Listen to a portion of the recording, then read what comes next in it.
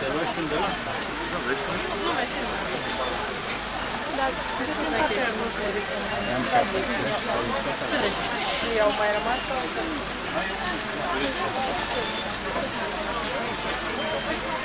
Da, Ferreira. Spuneți. 3 aici și 2 la comic. Mai la puțin cu 8? La pachet.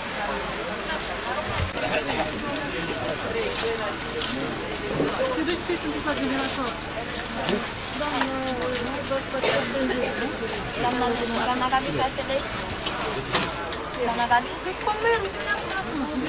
6 lei. 6 lei sau 6 lei rep. Așa se mai... Deci la noi ei se bagă într-un siropul ăla cu merită de venit și ține cât trage el, nu mai mult. Na, normal, acasă când faci, ții mai mult. Ții, cât trebuie dumneavoastră, ții și o săptămână. Dar aici la noi e greu, na. Învățăm mintea să facem. Nu, de ce? Nu. Până la urmă, tu murdărești toate. Da, mulțumim. Și gustul. Asta e vezi. Mulțumesc mult!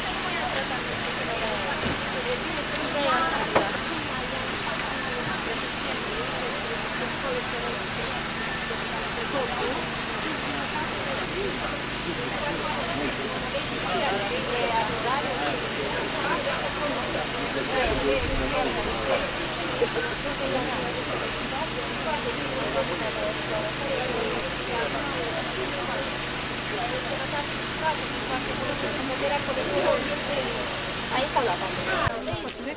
Mă numesc Gabriela Mateiu, sunt din Stăuceni Bușani și cu ocazia zilei de 9 martie, când se sărbătoresc cei 40 de mucenici, am făcut pentru târgul de la agronomie un mucenic uriaș. Am fermentat 15 kg de făină cu apă, zahăr, ulei, sare și zahăr. Am porționat aluatul, l-am împletit în ou și apoi l-am copt. Cocerea lui a durat circa 3 ore și a rezultat acest mucenic care are dimensiunea de 1 metru pe 80 și cântărește peste 10 kg.